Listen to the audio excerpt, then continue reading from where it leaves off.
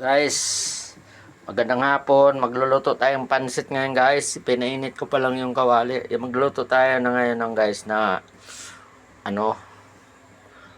pansit. Kasi umakyat dito si Papa Jesus, si Papa Jesus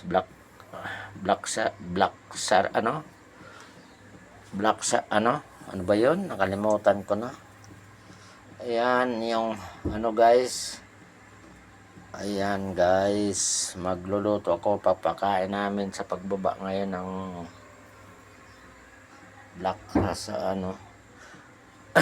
ayan guys siya ayan siya guys, black Nazareno pala guys. Ayan, pilipit ng dila ko, pasensya na kayo guys. Ayan siya, bababa siya ngayon.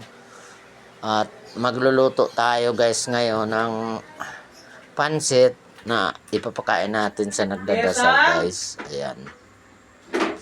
Ayan mga guys. Ayan. Malalaman na lang nyo guys mamaya sa part 2. Kasi mahabang video natin. Di pa tayo pinagpaintulutan ng meta na maging mahaba ang ating video. Bye bye.